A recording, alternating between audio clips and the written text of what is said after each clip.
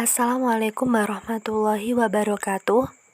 Kami dari kelompok 1 yang beranggotakan Iska Rahmawati, Mislah Husna Salsabila, Kiki Intan Widiasari, Hana Mamnuha, Listiana Wahyuning Tias, Arsya Wahdini Alamsyah, Foni Marcella, Devi Silvia Rahayu akan memaparkan tentang asuhan gizi pada penderita kolera. Penyakit kolera adalah penyakit yang menginfeksi saluran usus bersifat akut yang disebabkan oleh bakteri Vibrio cholera. Bakteri ini masuk ke dalam tubuh seseorang melalui makanan atau minuman yang telah terkontaminasi oleh bakteri tadi. Nah, bakteri setelah masuk ke dalam tubuh manusia, dia akan mengeluarkan enterotoksin atau racunnya pada saluran usus sehingga terjadilah diare disertai muntah. Gejala pada penyakit kolera yang dapat mengganggu status gizi. Yang pertama ada diare dengan konsistensi cair. Yang kedua, diarenya terjadi berkali-kali dengan jumlah yang cukup banyak. Yang ketiga, terjadi mual hingga muntah. Nah, apabila gejala tersebut terus terjadi, maka penderita dapat kehilangan banyak cairan tubuh dan dapat mengalami kondisi dehidrasi. Nah, ini adalah faktor-faktor yang dapat meningkatkan resiko terjangkit penyakit kolera yang berhubungan dengan gizi. Yang pertama adalah kondisi sanitasi yang buruk. Kondisi sanitasi yang buruk dapat menyebabkan terjadinya infeksi kolera. Sanitasi yang buruk biasanya berada pada pemukiman yang kumuh, daerah terbelakang, serta pada wilayah bencana alam. Yang kedua, kurang atau tidak adanya asam pada lambung. Bakteri Vibrio cholera atau penyebab kolera ini tidak dapat bertahan hidup pada lingkungan dengan tingkat keasaman yang tinggi. Oleh karena itu, orang yang memiliki tingkat asam lambung yang rendah berisiko terkena bakteri ini. Yang ketiga, perilaku hidup tidak sehat. Kebiasaan berperilaku tidak sehat seperti minum air mentah, tidak mencuci tangan sebelum makan, jarang mandi dan berganti pakaian, serta BAB tidak pada tempatnya seperti di kebun atau di sungai ini dapat menjadi penyebab terjangkit penyakit kolera. Dan yang terakhir ada konsumsi seafood mentah. Konsumsi seafood mentah ini menjadi faktor risiko terkena kolera karena seafood berasal dari air laut yang mana air laut merupakan sumber kontaminasi dari berbagai bakteri penyebab infeksi. Sehingga langkah baiknya mengkonsumsi seafood ini atau makanan dari laut dalam keadaan yang benar-benar matang sehingga bakteri dapat terbunuh saat dimasak. Oke, selanjutnya yaitu konsekuensi yang berhubungan dengan gizi. Pada penyakit kolera memiliki dampak atau konsekuensi yang berhubungan dengan gizi yang diantaranya yaitu yang pertama hipokalemia atau kekurangan kalium yang menyebabkan gangguan fungsi jantung dan saraf.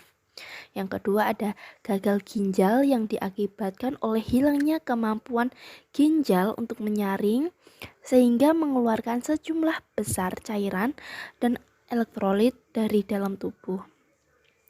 Yang ketiga yaitu hipoglikemia atau rendahnya kadar gula darah yang bisa terjadi pasien kehilangan nafsu untuk makan.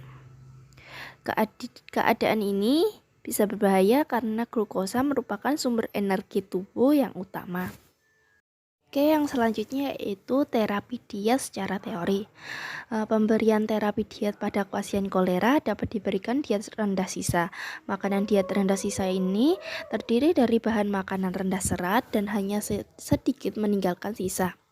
Yang dimaksud dengan sisa adalah bagian-bagian makanan yang tidak diserap seperti yang terdapat di dalam susu dan produk susu serta daging yang berserat kasar.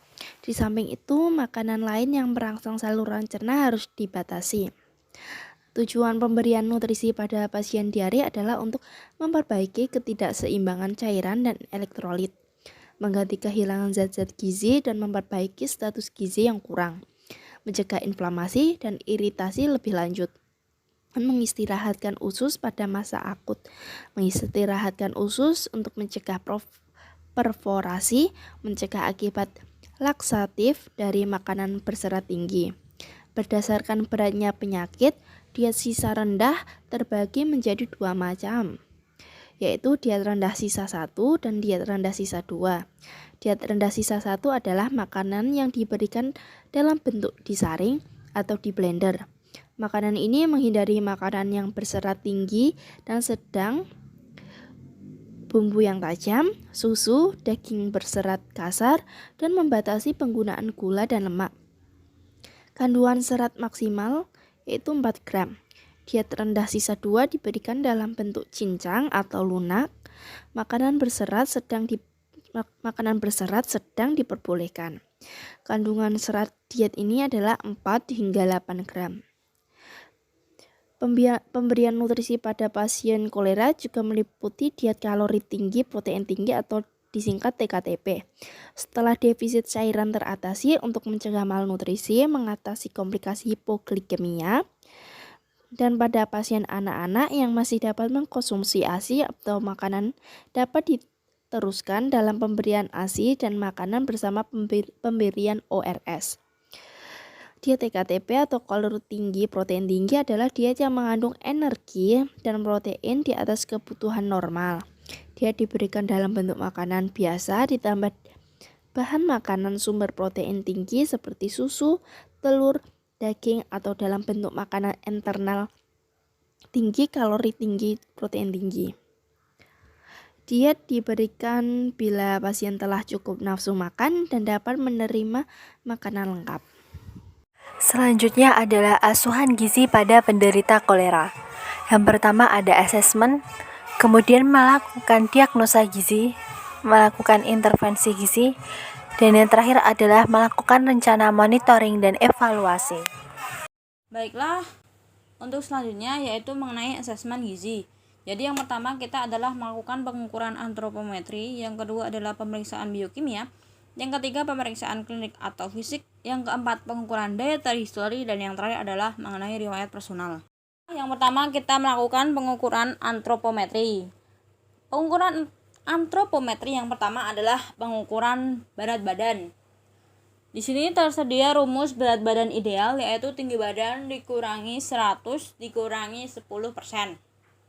Nah, apabila ketika kita itu dalam melakukan asesmen itu tidak dapat melakukan pengukuran antropometri berupa pengukuran berat badan, maka kita dapat menggunakan estimasi berat badan. Yang pertama, kita dalam kondisi berbaring, kita dapat menggunakan frame size. Jadi rumusnya adalah tinggi badan dibagi dengan lingkar pergelangan tangan. Frame size ini terbagi menjadi 3, kecil, sedang, dan besar. Kecil lebih dari 11, sedang 10,1 sampai 11, dan besar di bawah 10,1. Yang kedua yaitu kita menggunakan estimasi berat badan kondisi UDEM atau ASI tes. Jadi rumusnya adalah berat badan aktual dikurangi koreksi UDEM atau ASI tes. Yang pertama, estimasi kelebihan cairan pada UDEM, yaitu keadaannya tuh ada 3, ringan, sedang, dan berat. Ringan itu bengkak pada tangan atau kaki. Yang sedang itu bengkak wajah dan tangan atau kaki. Dan yang berat adalah bengkak pada wajah, tangan, dan kaki. Kemudian yang kedua adalah estimasi dari ASI tes. ASI tes ini juga terbagi menjadi 3, ringan, sedang, dan berat. Yang pertama itu ringan, koreksinya itu 3-5 kilo. Yang sedang 7-9 kilo. Dan yang berat 14-15 kilo. Baiklah, kemudian dalam kondisi amputasi. Jadi kalau amputasi ini rumusnya adalah berat badan sekarang dibagi 100 dikurangi persentase dari amputasi dikalikan 100. Jadi untuk persentase berat badan berdasarkan bagian tubuh, yang pertama adalah bagian lengan. Lengan itu persentasenya adalah 5%. Kemudian lengan bawah 2,3%, bagian tangan 0,7%, bagian kaki 16%, bagian kaki bawah 5,9%, dan bagian kaki 1,5%. Kemudian untuk pengukuran antropometri yang kedua, setelah kita melakukan pengukuran dari berat badan, kita melakukan juga pengukuran tinggi badan secara aktual. Nah, ketika kok di situ kita dalam pengukuran tinggi badan itu tidak bisa, kita dapat menggunakan alternatif berupa pengukuran menggunakan tinggi lutut dan juga arm span. Untuk yang pertama yaitu kita membahas tentang tinggi lutut. Jadi untuk tinggi lutut ini untuk pria dan wanita rumusnya itu berbeda. Untuk wanita yaitu 84,88 ditambah dari 1,83 dikalikan tinggi lutut dikurangi 0,24 dikalikan usia. Kemudian untuk yang pria itu rumusnya adalah 64,19 ditambah 2,02 tinggi lutut dikurangi 0,04 dikalikan usia. Kemudian untuk dalam kondisi lain juga kita bisa untuk melakukan pengukuran dengan rentang lengan, yaitu untuk wanita rumusnya adalah 28,312 ditambah 0,784 dikalikan dengan panjang arm span-nya. Kemudian untuk pria yaitu dengan rumus 23,247 ditambah 0,826 dikalikan dengan arm span-nya, seperti itu. Kemudian setelah kita melakukan antropometri, kita dapat lakukan pemeriksaan biokimia. Kemudian kita lanjut ya pemeriksaan biokimia. Yang pertama kita mengukur dulu nih darah perifer lengkap berupa tes hemoglobin, kemudian leukosit atau sel darah putih, kemudian hematokrit dan juga sel darah merah. Selain itu kita juga melakukan pengukuran gula darah sewaktu. Yang selanjutnya adalah kita mengukur elektrolit darah, yaitu kita mengukur kalium, natrium, kalsium, kemudian Fe atau besi ya. Dan yang selanjutnya adalah melakukan analisis urin, yaitu kita yang pertama melalui tes urea, jumlah urea dalam darah atau urinnya tadi mengandung urea enggak, kemudian kreatin, kemudian juga kandungan protein juga, dan yang terakhir adalah urea urinary nitrogen. Selain itu kita juga melakukan analisis pH darah, kemudian analisis profil mineral darah jika memang diperlukan, kemudian tes amilase jika seseorang itu memiliki riwayat pankreatitis. Selanjutnya kita ada pemeriksaan mikroskopik dark field, yaitu pengecekan pada feses apakah dalam feses itu terdapat bakteri dari kolera tadi. Kemudian pemeriksaan gram strain, kemudian ada pemeriksaan kultur, dan yang terakhir adalah pemeriksaan identifikasi serotip, seperti itu. Penggalian data asesmen berikutnya yaitu pemeriksaan klinis atau fisik. Dari tanda-tanda ini dapat ditemukan pada pasien kolera atau dapat dirasakan oleh penderita kolera, yaitu diantaranya ada mata cekung, kemudian pasien tampak kurus, pasien juga merasakan nyeri perut, mulut yang terasa kering, dan kulit yang terasa basah dan dingin. Pasien juga merasakan mual dan muntah, tidak adanya nafsu makan, dan tanda vital seperti suhu tubuh, nadi, tekanan darah, dan pernapasan. Untuk standar normal pada suhu tubuh yaitu berkisar 36 sampai 37 derajat, untuk nadi 60 sampai 100 kali per menit, tekanan darah 120 per 80 mm Hg, dan pernapasan yaitu 12 sampai 20 kali per menit.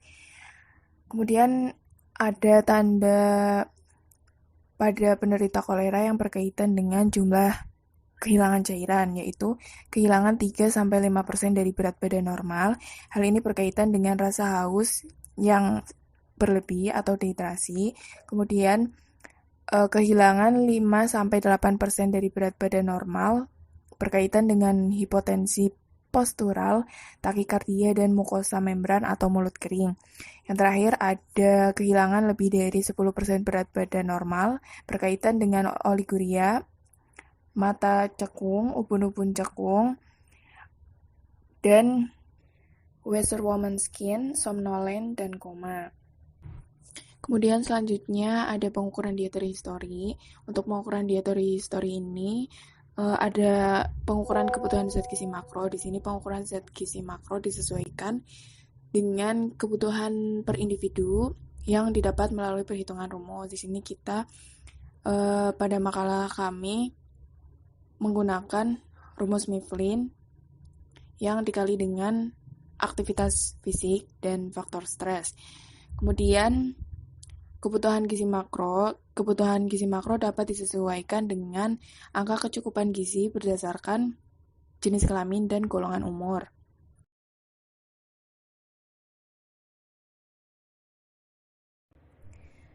Selanjutnya ada pola makan. Jadi pola makan ini dilihat pada kebiasaan makan sehari-hari pasien, pengetahuan atau keyakinan pasien terkait gizi dan makanan. Kemudian ada asupan zat gizi berupa energi, protein, lemak, karbohidrat, vitamin, mineral, cairan, dan serat. Selanjutnya ada konsumsi zat bioaktif. Zat bioaktif di sini berupa alkohol, kafein, suplemen, atau obat-obatan herbal maupun jamu. Yang terakhir ada aktivitas fisik dan keadaan fungsi tubuh dari pasien itu sendiri. Untuk pengukuran data asesmen gizi yang terakhir ada riwayat personal. Jadi riwayat personal ini terdiri dari riwayat penyakit terdahulu yang pernah dialami oleh pasien, riwayat penyakit keluarga, riwayat sosial ekonomi pasien. Riwayat sosial ekonomi ini berupa pekerjaan, tempat tinggal, kondisi geografis, jaminan sosial kesehatan, agama, kondisi psikologis, dan dukungan keluarga pasien. Kemudian ada riwayat pola hidup, yaitu adanya air minum yang bersih, kemudian sanitasi, konsumsi makanan yang tidak sehat, konsumsi alkohol, merokok, dan narkoba. Langkah selanjutnya yaitu menentukan diagnosa gizi. Diagnosa gizi. Problem NI 1.1 peningkatan kebutuhan energi, etiologi, kondisi tubuh mengalami hipotermia, gejala, demam, suhu tubuh di atas 37,2 derajat Celcius, badan lemas, mengalami penurunan berat badan, kadar leukosit di atas normal. NI 1.2 asupan energi tidak adekuat. Etiologi terjadi peningkatan kebutuhan energi karena infeksi atau diare. Gejala riwayat makan kurang dari 80% kebutuhan, IMT kurang dari 18,5 kg. Problem NI 2.1 asupan oral tidak adekuat. Etiologi kurangnya nafsu makan, gejala mutah, penurunan berat badan, IMT kurang dari 18,5 kg. Problem NI 3.1 asupan cairan inadekuat. Etiologi kurang cairan yang dikonsumsi, gejala mutah, mata cekung, lemas, konsistensi feses cair. Problem NI 5.1 peningkatan kebutuhan gizi spesifik. Etiologi dehidrasi. Gejala mata cekung, asupan cairan inadekuat. Problem NI 5.4 penurunan kebutuhan serat. Etiologi diare. Gejala konsistensi feses cair dan berlendir. Langkah selanjutnya melakukan intervensi gizi. Tujuan dari intervensi gizi yaitu yang pertama, mencapai atau mempertahankan status gizi normal, dan yang kedua, memberikan makanan sesuai dengan kebutuhan gizi yang sedikit mungkin meninggalkan sisa sehingga dapat membatasi volume feses dan tidak merangsang saluran cerna. Prinsip dan syarat diet. Energi cukup sesuai dengan umur, gender, dan aktivitas. Protein cukup yaitu dalam rentang 10 hingga 15% dari total energi. Lemak sedang yaitu sekitar 10 hingga 25% dari total energi. Karbohidrat cukup yaitu sisa dari total energi atau protein dan lemak. Hindari makanan berserat tinggi yaitu asupan maksimal serat sebesar 8 gram per hari tergantung toleransi seseorang menerimanya. Hindari produk susu dan olahannya, serta daging berserat tergantung juga dengan toleransi seseorang. Hindari makanan terlalu berlemak, terlalu manis, terlalu asam, dan berbumbu tajam. Makanan dimasak hingga lunak, hidangkan dengan suhu yang tidak terlalu panas atau tidak terlalu dingin. Makanan sering dengan porsi kecil. Jika dalam keadaan khusus atau jangka waktu yang lama, dapat disertai suplemen vitamin dan mineral, makanan formula, atau makanan parenteral. Jenis diet, bentuk makanan, frekuensi makanan, dan rute. Di sini terdapat 2 jenis diet yaitu rendah sisa 1 dan rendah sisa 2. Bentuk makanan dari rendah sisa 1 yaitu saring. Frekuensi makan dari rendah sisa 1 yaitu 6 kali, 3 kali makanan utama, 3 kali makanan selingan. Dan rute pemberiannya melalui oral. Diet rendah sisa 2 yaitu bentuk makanannya lunak, frekuensi makan 5 kali atau 3 kali makanan utama dan juga 2 kali makanan selingan. Rute pemberian dapat melalui oral. Bahan makanan yang dianjurkan dan tidak dianjurkan pada diet rendah sisa 1. Yang pertama, sumber karbohidrat yang dianjurkan seperti bubur disaring, roti bakar, kentang pure, makaroni, mie, bihun rebus, biskuit, crackers, tepung-tepungan dibuat puding atau bubur.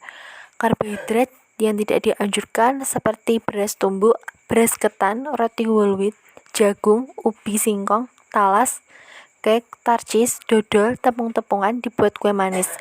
Kemudian untuk sumber protein yang dianjurkan ada daging empuk, hati ayam, ikan giling halus, telur rebus, ditim, diceplok air, atau sebagai campuran pada makanan dan minuman. Untuk protein hewani yang tidak dianjurkan seperti daging berserat kasar, ayam dan ikan diawetkan, digoreng kering, telur diceplok, udang dan kerang, susu dan olahannya. Untuk protein nabati yang dianjurkan ada tahu, ditim dan direbus, susu kedelai. Untuk protein nabati yang tidak dianjurkan kacang-kacangan seperti kacang tanah, kacang merah, kacang tolo, kacang hijau, kacang kedelai, tempe dan oncom. Sumber sayuran yang dianjurkan ada sari sayuran dan yang tidak dianjurkan sayuran dalam keadaan masih utuh. Buah-buahan yang dianjurkan ada sari buah, yang tidak dianjurkan buah dalam keadaan utuh. Untuk minuman yang dianjurkan ada teh, sirup, dan kopi encer. Untuk minuman yang tidak dianjurkan ada teh kental, kopi kental, minuman beralkohol, dan mengandung soda. Untuk bumbu yang dianjurkan ada garam, vetsin, dan gula.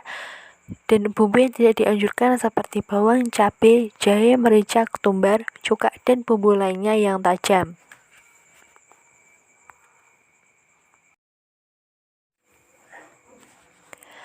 Bahan makanan dianjurkan dan tidak dianjurkan pada diet rendah sisa 2. Yang pertama, sumber karbohidrat yang dianjurkan seperti bubur beras, roti bakar, kentang rebus, makaroni, mie, biskuit, crackers, tepung-tepungan dibuat puding atau bubur. Sumber karbohidrat yang tidak dianjurkan ada beras ketan, beras tumbuk atau merah, roti whole wheat, jagung, ubi, singkong, talas, cake, tarcis, dodol, kue dengan rasa manis dan gurih. Untuk sumber protein hewani yang dianjurkan ada daging empuk, hati ayam, ikan direbus, ditumis, dikukus, telur rebus, ditim, diceplok air, didadar, atau sebagai campuran pada makanan dan minuman, susu maksimal 2 gelas sehari. Untuk protein hewani yang tidak dianjurkan, seperti daging berserat kasar, ayam dan ikan diawetkan, digoreng kering, telur dadar, dan daging babi. Untuk protein nabati yang dianjurkan, ada tahu, tempe ditim dan direbus, susu kedelai, dan pindakas. Untuk protein nabati yang tidak dianjurkan, kacang-kacangan seperti kacang tanah, kacang merah, kacang tolo, kacang hijau, dan kacang kedelai. Untuk sayuran yang dianjurkan ada sayuran dengan rendah serat dan sedang seperti kacang panjang, buncis muda, bayam, labu siam, tomat masak, wortel rebus, kukus, dan ditumis. Untuk sayuran yang tidak dianjurkan yaitu dengan tinggi serat seperti daun singkong, daun pepaya, dan daun melinjo, oyong, pare, semua sayuran yang dimakan mentah. Untuk buah-buahan yang dianjurkan sari buah, buah segar matang tanpa kulit dan biji, dan tidak menimbulkan gas seperti pepaya, pisang, alpukat, jeruk, dan nanas. Untuk buah-buahan yang tidak dianjurkan yaitu seperti dimakan dengan kulit, contohnya ada apel, jambu biji, pir, jeruk yang dimakan dengan kulit ari, buah yang menimbulkan gas seperti durian dan nangka. Untuk lemak yang dianjurkan yaitu dari margarin, mentega, dan minyak dalam jumlah terbatas untuk menumis, mengoles, dan setup. Untuk lemak yang tidak dianjurkan ada minyak untuk menggoreng, lemak hewani, kelapa, dan santan. Untuk minuman yang dianjurkan ada teh, sirup, dan kopi encer. Untuk minuman yang tidak dianjurkan, kopi dan teh yang kental, minuman mengandung soda, dan alkohol. Kemudian bumbu yang dianjurkan yaitu menggunakan garam, vetsin, gula, cuka, salam, laos, kunyit, kunci dalam jumlah terbatas. Dan bumbu yang tidak dianjurkan seperti bumbu yang tajam, contohnya ada cabai dan merica. Kemudian konseling gizi. Topiknya yaitu konsultasi gizi yang akan diberikan ialah tata laksana diet rendah sisa. Sasarannya di sini adalah pasien dan keluarga pasien. Tujuan konsultasi gizi untuk penerapan asuhan gizi kepada pasien pasca bedah serta penerapan diet rendah sisa. Tempat dan waktunya, tempatnya ada di ruang perawatan pasien. Kemudian metode konselingnya yang digunakan adalah penjelasan secara langsung, ceramah, diskusi, dan tanya jawab dengan pasien dan keluarga. Alat peraga yang digunakan adalah livet diet rendah sisa. Materi penyuluhannya yaitu mengenai diet rendah sisa. Monitoring dan evaluasi. Yang pertama ada data antropometri. Dengan parameternya yaitu status gizi normal berat badan dengan target mempertahankan status gizi normal menggunakan metode pengukuran berat badan, dan evaluasinya yaitu berat badan masih dalam kisaran status gizi normal. Kemudian yang kedua ada asupan makan.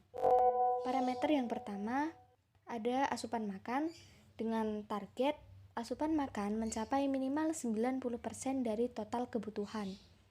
Menggunakan metode pemberian makan dengan diet tinggi kalori, tinggi protein, dan evaluasinya yaitu pasien mengasup makanan sesuai kebutuhan daya terima pasien. Kemudian ada yang kedua, parameternya ialah asupan cairan dengan target asupan mencapai minimal 90% dari total kebutuhan.